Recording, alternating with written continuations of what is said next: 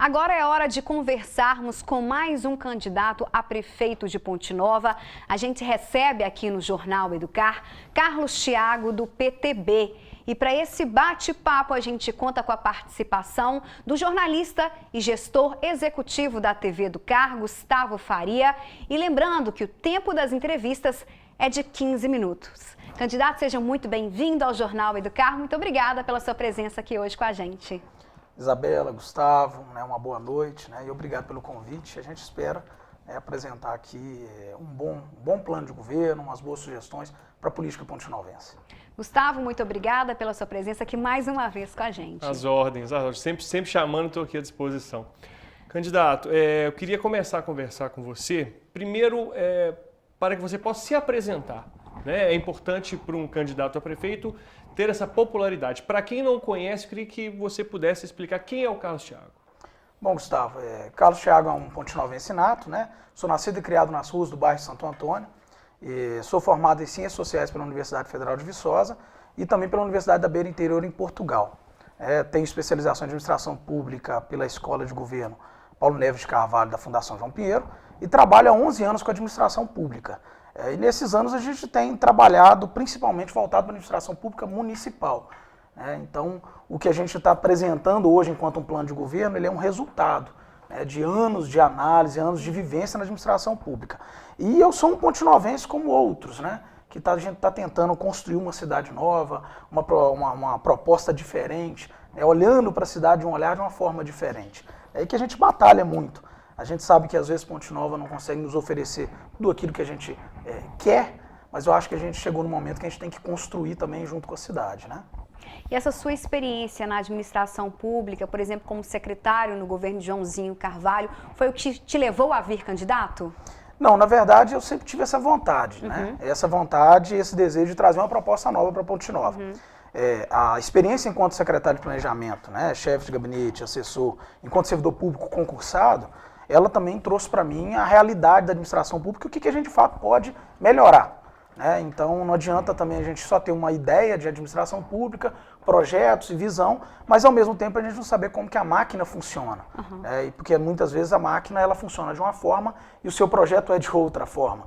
Então, para mim, essa questão da experiência na administração pública, ela veio a materializar essa vontade de ser candidato a prefeito de Ponte Nova. Candidato, sobre o seu vice-prefeito, como que foi a escolha, como que funciona, quem é o seu candidato a vice, como que foi a escolha para formar essa chapa? Bom, meu vice é o Valmir Moisés, ele já foi vereador por um período na Câmara Municipal de Ponte Nova. O Valmir é um servidor público, ele tem curso de administração pública, e o Valmir é uma pessoa que veio nos procurar no início do ano. A gente estava organizando o partido para poder lançar os candidatos a vereadores e em diálogo e em conversa nós vimos que a gente tinha um objetivo em comum, que era propor uma campanha pé no chão. Então nós temos um candidato a vice desde o início do ano. Então a gente veio trabalhando, fazendo algumas costuras para poder ter uma boa chapa de vereadores e vereadoras, e o Valmir veio acrescentar. O Valmir trouxe para a gente uma responsabilidade maior ainda. Eu, enquanto ex-servidor público, sei da importância do servidor público, mas o Valmir veio enquanto um atual servidor público, E ele traz para a gente essa bagagem, também sua experiência no legislativo, e porque uma pessoa conhece a cidade. Ele é motorista do Conselho Tutelar, então ele conhece uma parte dessa cidade e é importante, Principalmente as crianças e adolescentes e as políticas voltadas para esses dois grupos, que é fundamental para o nosso plano de governo também. E o que o Carlos Thiago tem de diferencial em relação aos outros candidatos? Bom, a nossa campanha ela tem sido uma campanha muito honesta, muito pé no chão. A gente tem falado algumas vezes que a nossa campanha é uma campanha artesanal, porque o que a gente tem de diferencial com os outros candidatos é que nós não temos, como que eu posso falar, a gente tem um contato maior com a população. A gente é pé no chão mesmo, a gente é de família humilde, origem muito simples. E nós focamos muito mais em elaborar um plano de governo bem qualificado e propositivo para a cidade, do que às vezes fazer algum grupo político maior, porque é isso que geralmente a política de Ponte Nova faz, São coligações partidárias. Isso nós deixamos a segundo plano. Eu acho que o mais importante é apresentar um conteúdo. E assim, a gente sempre fala, a gente não é melhor que os demais candidatos. Eu acho que cada um está apresentando uma proposta, cada um tem uma ideia para a cidade, eu acredito que todo mundo quer o bem da cidade. Mas o que nós temos de diferente mesmo é o nosso olhar.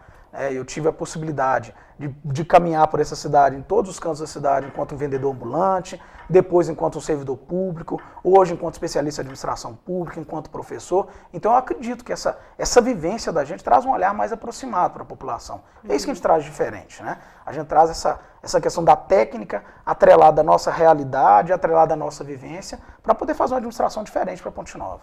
Candidato, você falou em formação de grupos, né, que é algo corriqueiro na política, né?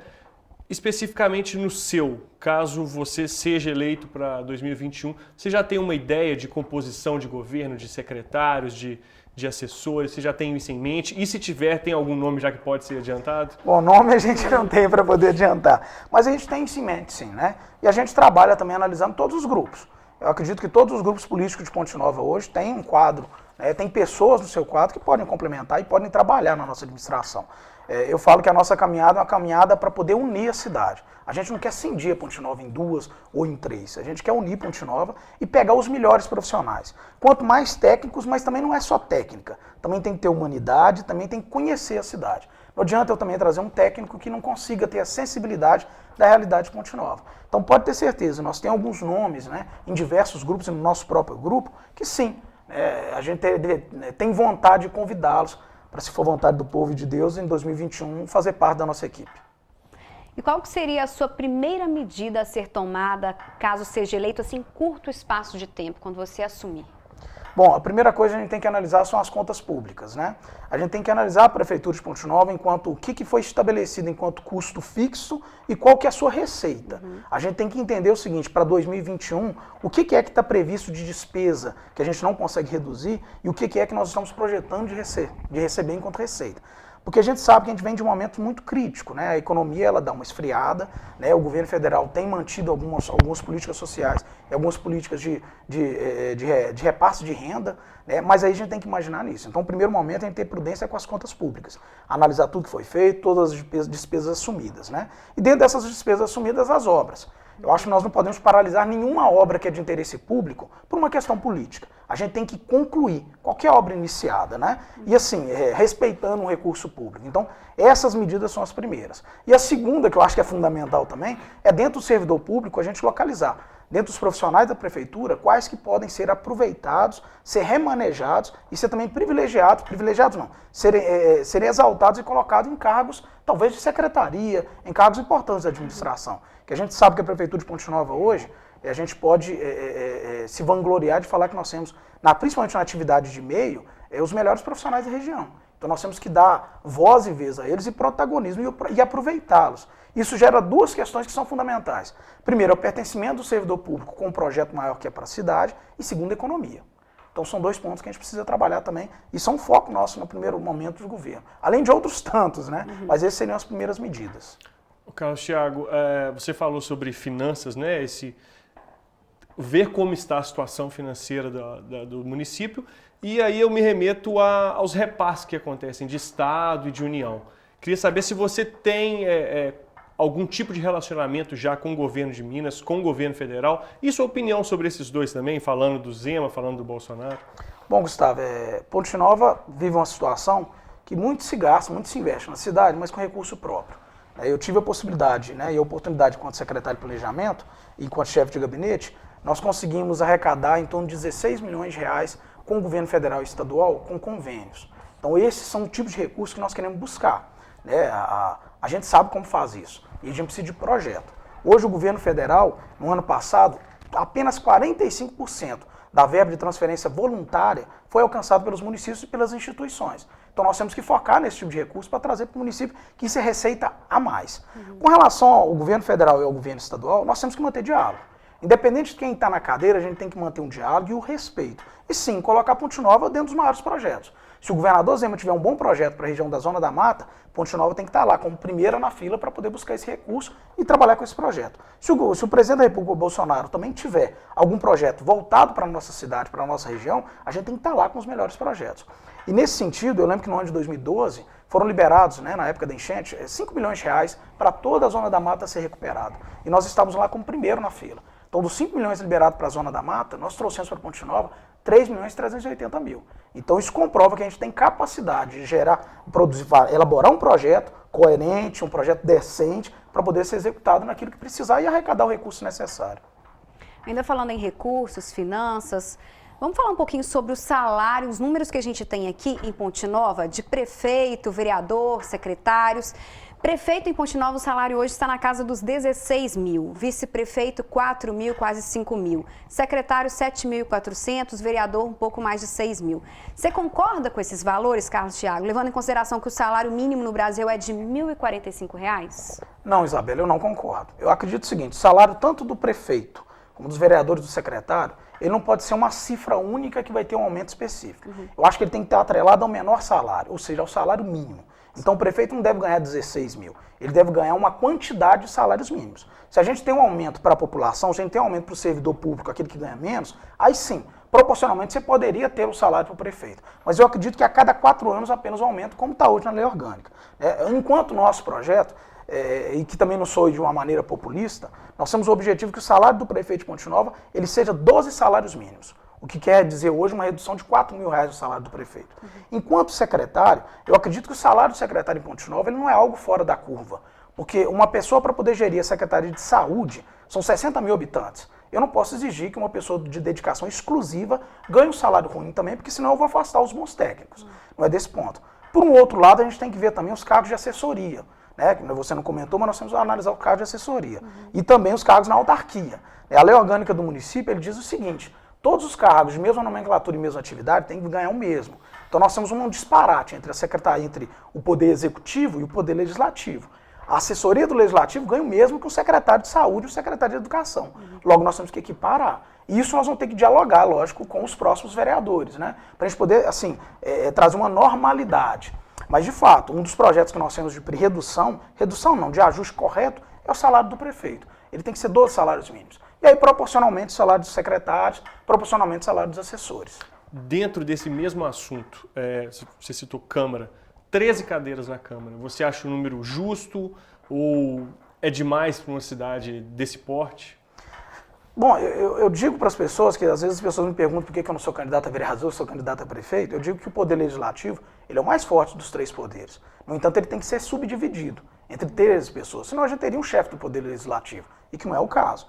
Então, nessa divisão de 13, eu acredito que Ponte Nova está com um número aceitável, né? Então, assim, a gente tem 3 vereadores, e aí que alguns candidatos vereadores, né, de vez em quando divulgam, né? Não são vereadores de bairros, são vereadores da cidade. Isso é importante. Por um lado, nós temos que entender que a Câmara Municipal hoje ela é responsável por menos de 80% das leis do município.